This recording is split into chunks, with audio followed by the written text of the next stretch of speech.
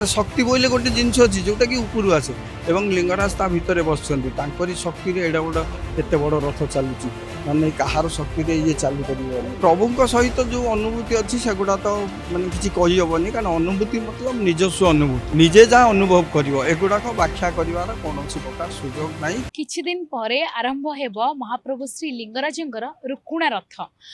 प्रभु लिंगराज पाखरे विभिन्न पर्व पालन हेबा समय रे ए रुकुणा रथ होछि अणलेउटा। तो ए रुकुणा रथ पाइके गतकाली ठारू काठ मध्ये अनुकूल सरछि आपण माने देखि पारुथिबे। वर्तमान आमे रथ खळा रे उपस्थित अछु एवं काठ अनुकूल सरिबा परे केउ भली भाबरे महाराणा माने रथ काठ को काटुछन्ती एवं ता सहित संपूर्ण रूप रे काठरु तयारी हेजिवो लिंगराजंकर रथटी। जो रुकुणा रथ रही तार विशेषत्व बहुत बेसी कारण यार एक यही रथयात्रार एक निरा परंपरा रही जो भाव में पुरी रे रथयात्रा पालन होता है और रथयात्रा समय रथ जो दक्षिणी मोड़ होता है किंतु महाप्रभु लिंगराज पाखे रथ को दक्षिणी मोड़ कर कारण यही रथयात्रार ना एथिपाई कि रुकुणा रथ रखा जाए कारण जितेबाला प्रभु लिंगराज सहित रुक्मिणी जाइथांती तो ये रथटी अणलेउटा ए रथ को दक्षिणी मोड़ करा जाई न थाए। तो निहाती भाबरे केवल भाबरे प्रत्येक वर्ष भली चलित वर्ष मध्य रथकाठ अनुकूल करा जाइछे एवं अल्प किछि दिन परे आरंभ हेबो रुकुणा रथयात्रा। याकू नै कि समस्ते एकाम्रवासी एकाम्र क्षेत्रवासी माने बहुत खुशी अछन्ती एवं ता सहित महाराणा सेवायत जो माने रहिछन्ती से माने मध्य बेस खुशी अछन्ती। तो आम सहित उपस्थित अछन्ती वरिष्ठ महाराणा सेवायत केदारनाथ महाराणा। आमे विशेष आलोचना करिबा एवं केते दिन धरी जितेबाला आरंभ हेबो रथ काठ अनुकूल सरिबा परे केउ भली भाबरे परिश्रम करिवे एवं महाराणा सेवायत माने जो माने रहिछन्ती से माने तांकर कार्यरत आरंभ करिवे एवं ता सहित संपूर्ण रूप देबे। महाराणा सेवायत केवल रथ तयारी करदेबे ताहा नुहे ताहार परे अनेक कार्य रहिछि। तो निश्चित भाबरे आमे तांकर सहित विशेष आलोचना करिबा। गतकाली रथकाठ अनुकूल सरी गतकाली ठार आरंभ होइछि रुकुणा रथर कार्य केते समय धरी परिश्रम करिवे एवं काम संपूर्ण रूपे सुचारू रूपे शेष हबो बोली आशा रखिछन। जय लिंगराज काली ठारू रुकुणा रथर काठ अनुकूल करागला प्रभुंकर रीतिनीति मते तांकर सेवक माने जो माने पूजा पंडा अछंती सी आसी पूजा अर्चना करिया परे आमे जो महान सेवक अछु जो माने पाली रे अछु से माने काठ को चोट मारी अनुकूल करले एवं यही रुकुणा रथ पाई निमंते बहुत किसी दरकार अनेक लोक अछंती या धरे काम करिया पाई एवं मंदिर प्रशासन से सब सुचारू रूपे परिचालना करिवो बोली प्रतिश्रुति दैछंती एवं एटा काम करिया पाई यार समय किसी निर्धारण नाही। गोटे निर्धारण होउची समयर जोटा कि जो दिन रथयात्रा हबो हमर रथयात्रा जो दिन हबो सेही दिन रथ संपूर्ण रूपे सरी जाइथिबा दरकार। आमे एमिति आगुरु किछि कहिबा बाहुल्य से गुड़ाक से सब निर्भर करे प्रभु लिंगराजन ऊपर तांकर आशीष भिक्षा करी आमे माने यही काम को करूचु एवं बहुत महाराणा सेवायत अछंती एवं तांको देहरे तांको सहाय्य करिया पई बेहरा अछंती एवं रथर आनुषंगिक काम धीरे धीरे जते बेले होई चलियो सेते बेले आपण माने सब जानिबे। एबे तो काठर चकर प्रस्तुति निमंते समस्त काम करछंती।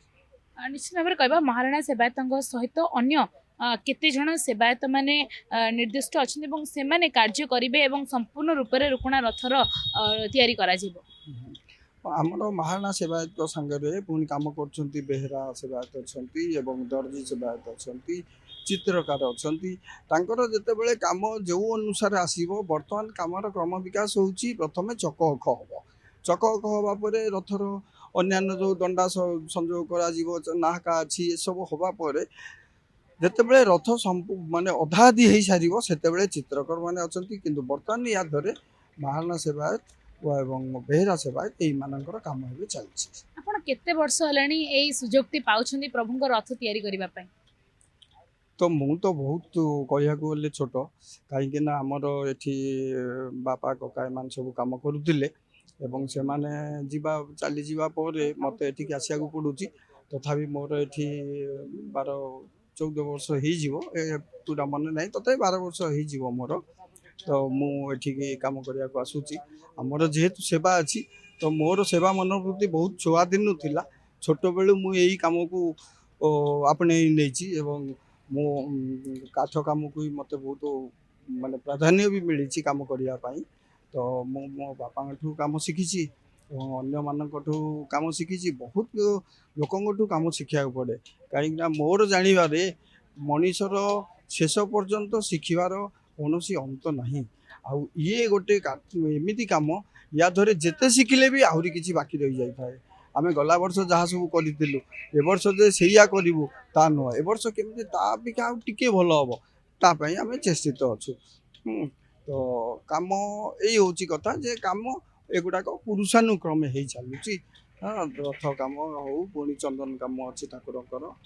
ଠାକୁରଙ୍କ କାମ ପାଇଁ ଆମେ କେଉଁ ଜନ୍ମରେ କ'ଣ ତପସ୍ୟା କରିଥିଲୁ, କ'ଣ କରିଥିଲୁ ତା ତ ଜଣା ନାହିଁ, କିନ୍ତୁ ଯାହା ହଉ ଏବେ ଠାକୁରଙ୍କ କାମରେ ନିଜକୁ ନିୟୋଜିତ କରିଥିବାରୁ ମୋତେ ନିଜକୁ ବହୁତ ଭଲ ଲାଗେ ଏବଂ ମାନେ ନିଜକୁ ଗର୍ବିତ ଲାଗେ ଯେ ମୁଁ ଯାହା ହଉ ଠାକୁରଙ୍କ କାମରେ ଲାଗିପାରୁଛି।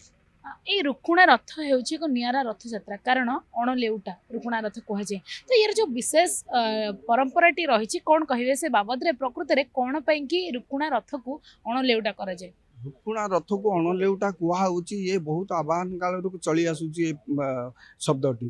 କିନ୍ତୁ ତ ତାର ପୁରା ମାତ୍ରାରେ କ'ଣ ପାଇଁ ହେଉଛି ସେ କଥା ତ ମୁଁ କହିପାରିବିନି। କିନ୍ତୁ ଏଇ ରଥର ଯେଉଁ ପ୍ରକାର ନିର୍ମାଣ ଶୈଳୀ ମୁଁ ଦେଖୁଛି, ମୋର ପିଲାଦିନୁ ମୁଁ ଦେଖି ଆସୁଛି ନିର୍ମାଣ ଶୈଳୀ, ତ ଏକୁ ଅଣଲେଉଟା କୁହାହୁଏ ଏଇଥିପାଇଁ ଯେ ଏ ରଥ ବୁଲି ପାରେନି। ରଥ ଯେଉଁ 4ଟି ଚକରେ ଏଇଟା ଚାଲେ, ତ ଏଇ ଚକ ଏହାର ଏତେ ମାତ୍ରାରେ ଭାରି ଏବଂ ଏ ରଥ ଏତେ ମାତ୍ରାରେ ଭାରି ଯେ ଏଇ ରଥକୁ ଆମେ ବୁଲେଇ ପାରିବାନି ଏବଂ ବୁଲାଇବା ପାଇଁ ଯେତିକି ଜାଗା ଦରକାର ତା ବି ଏଠି ନାହିଁ।